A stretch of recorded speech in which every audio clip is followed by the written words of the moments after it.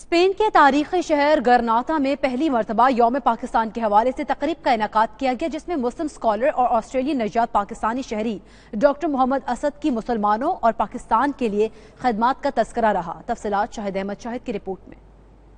Spain کے تاریخی شہر غرناطہ میں پہلی مرتبہ یوم پاکستان کے حوالے سے تقریب کا اہتمام کیا گیا، جس کی صدارت ہسپانوی حکومت کے مسلم کمیشن کے پہلے پاکستانی نژاد ممبر اور اسپین میں بسنے والے مسلمانوں کی تیسری بڑی تنظیم فیم کے صدر مرزا کلیم نے کی، جبکہ سفیر پاکستان خیام اکبر مہمان خصوصی تھے۔ بارسلونا سے ڈاکٹر عرفان مجید، طاہر رفیع اور علی رشید بٹ خاص طور پر تقریب میں شرکت کے لیے غرناطہ پہنچے۔ تقریب میں قومی ترانہ بجایا گیا اور مقررین نے قیام پاکستان کے لیے کی جانے والی جدوجہد اور قربانیوں کے ساتھ ساتھ آسٹریلین نژاد پاکستانی شہری ڈاکٹر محمد اسد جو غرناطہ کے قبرستان میں دفن ہیں کی مسلمانوں اور پاکستان کے لیے خدمات کو بھی زبردست انداز میں خراج تحسین پیش کیا۔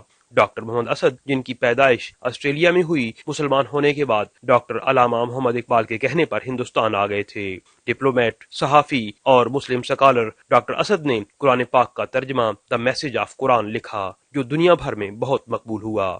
تقریب کے شرکاء غرناطہ کے قبرستان بھی گئے اور ڈاکٹر اسد کی قبر پہ فاتح خوانی کی۔ آخر میں مہمانوں کے لیے مقامی ریسٹورنٹ میں پرتکلف ڈنر کا اہتمام تھا۔ کیمرہ ٹیم کے ساتھ شاہد احمد شاہد، 92 نیوز، غرناطہ، اسپین۔